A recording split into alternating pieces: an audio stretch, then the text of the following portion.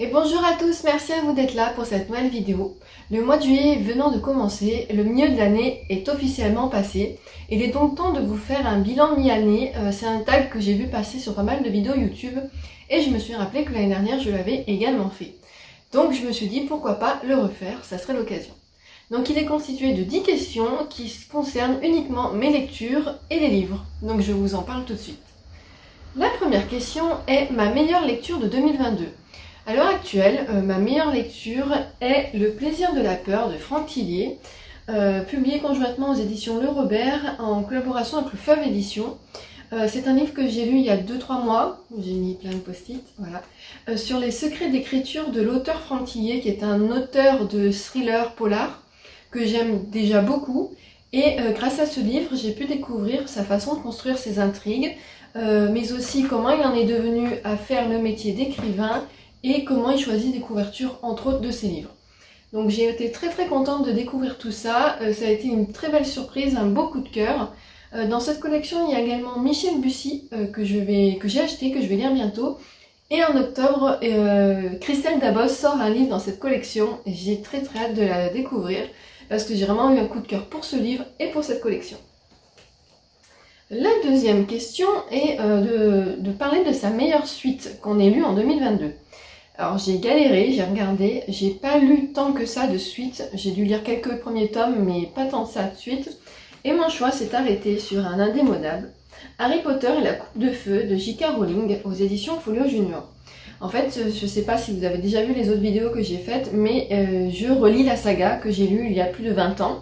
Et j'en suis au 4e tome, donc il faudrait que j'attaque bientôt le 5e, parce que je suis un peu à la bourre quand même dans ma lecture. Et bah, c'est toujours un très bon moment avec Harry Potter. Ce que j'ai beaucoup aimé également, c'est que j'avais lu ce livre, mais je me rappelais de très peu d'informations, et les films, je les ai pas vus depuis un moment. Donc ça a été une redécouverte complète.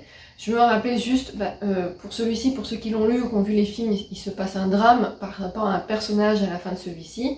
Ça, je m'en rappelais, mais les tenants et aboutissants, voilà, je me rappelais des épreuves vite fait, mais tout le reste, je ne m'en rappelais plus, donc ça a été une belle découverte et c'est pour moi la meilleure suite que j'ai lue à l'heure actuelle pour cette année.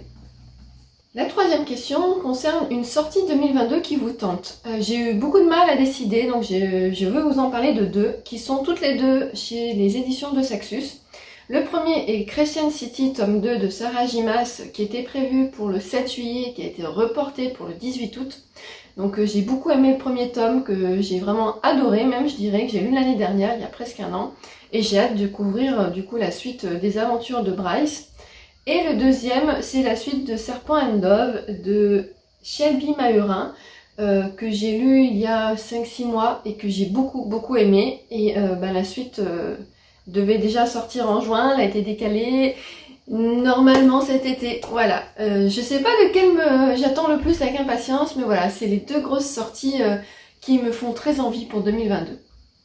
Le quatrième point, c'est ma plus grosse déception de 2022. Je vais vous parler d'un livre que je n'ai pas avec moi parce que je l'avais emprunté, et heureusement. Il s'agit de L'Or Olympus, tome 1. Je n'ai pas du tout aimé ce graphique. En fait, je l'ai trouvé... il y avait tellement une grande hype autour, tellement une grosse attente que moi, j'y suis allée en me disant « Allez, ça va être génial !» Et en fait, j'ai pas du tout accroché, les personnages ne m'ont pas plu. J'ai aimé les dessins, j'ai aimé les couleurs des dessins, ça c'est une certitude. Les dessins sont très beaux, mais c'est plus l'histoire que j'ai trouvé un peu simple. Et ok, des sujets importants sont abordés, mais j'ai pas aimé la vision que ça renvoyait de la femme, j'ai pas aimé le côté un peu gnangnan qui se dégageait de cette romance. C'est mon avis personnel, hein, voilà, me tapez pas, c'est juste mon avis à moi. Je viens de voir que le tome 2 vient de sortir, évidemment je ne le lirai pas au vu de ce que je vous dis du premier.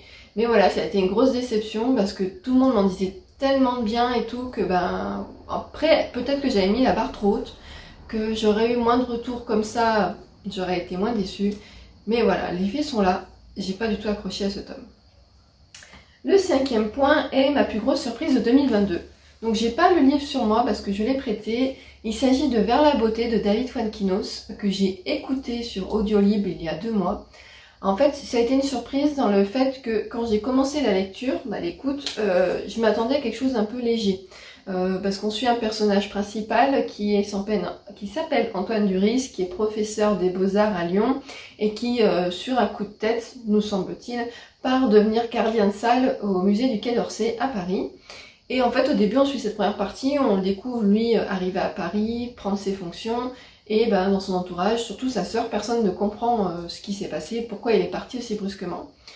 Et en fait, après, un personnage arrive dans l'histoire, et là, on bascule dans un côté plus profond, plus poignant, et voilà, ça a été une réelle surprise, parce que je m'attendais pas à aller dans ce genre de sujet, dans cette intensité.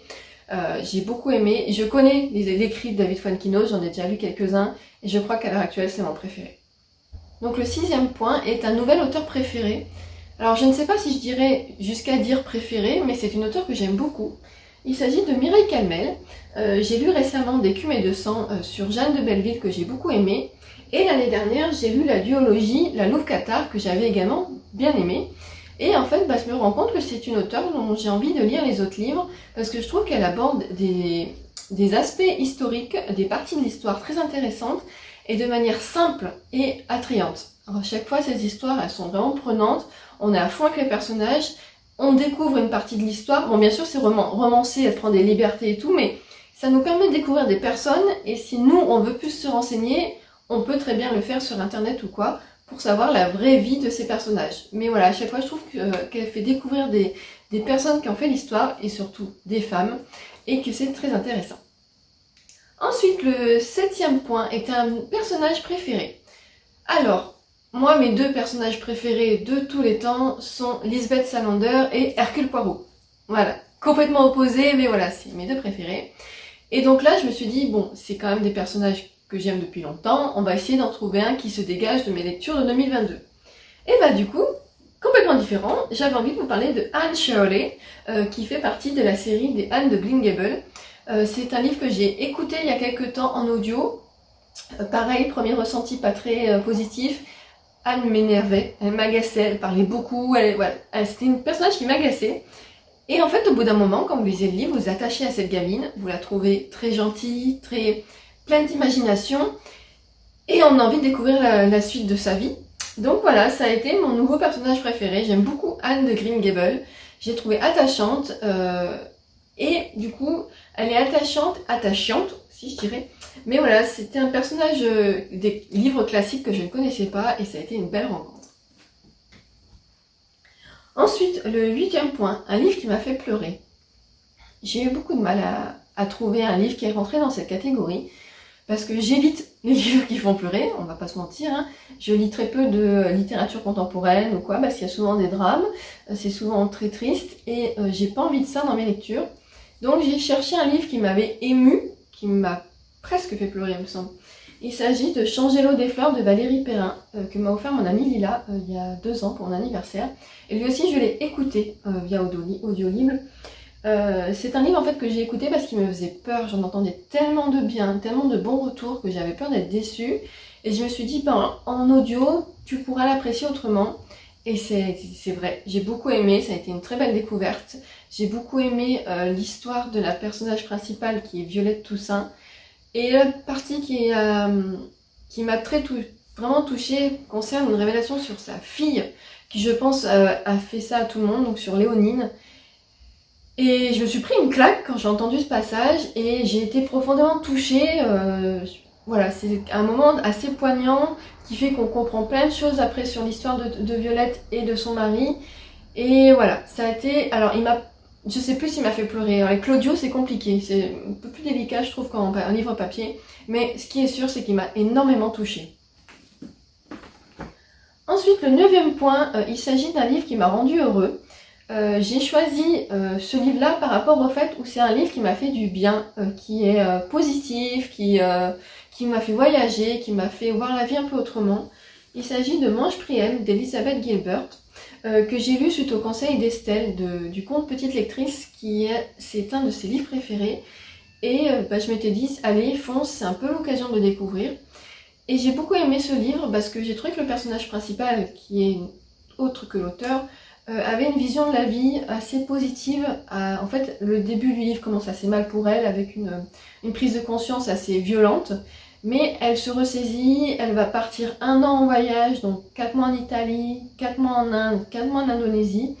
Et en fait, elle nous montre un peu la vie sous un autre aspect. Donc en Italie, elle y va, elle a beaucoup mangé. En Inde, elle a prié dans un ashram et en Indonésie, elle a aimé. Donc voilà, ça a été une très bonne découverte. C'est un livre que je vous recommande très très chaudement. Et enfin, le dernier point, qui est le livre le plus beau que tu aies acheté ou qu'on t'ait offert cette année. J'ai choisi Celle qui devint le soleil de Shelley Parker Chan aux éditions Brajlon. Parce que bon, déjà, hop, la tranche. Et c'est un hardback avec une couverture. Ouais, il est juste trop beau. C'est principalement ce qui fait que je l'ai acheté. Je l'ai acheté également parce que ça se passe en Asie, en Asie médiévale, que ça m'a fait penser à Mulan, voilà, et que j'adore Mulan. Et voilà, donc lui, il rentre parfaitement dedans. Je crois que c'est le plus beau livre même de ma bibliothèque. Il y a quoi que le Anne de Green Gables se défend bien aussi, hein. Il est très beau également. Donc voilà pour mon bilan de mi-année. Est-ce que vous avez déjà lu certains des livres que je vous ai montrés? Est-ce qu'il y a des auteurs que vous aimez dans ce que je vous ai montré aussi? Et vous, est-ce que vous allez faire ce tag? Si c'est le cas, n'hésitez pas à me le mettre en commentaire. J'irai voir vos vidéos, votre post Instagram, ou même si vous voulez juste me mettre la liste en commentaire, j'irai regarder, vous répondre. Sur ce, je vous remercie infiniment d'avoir regardé cette vidéo et je vous dis à très bientôt.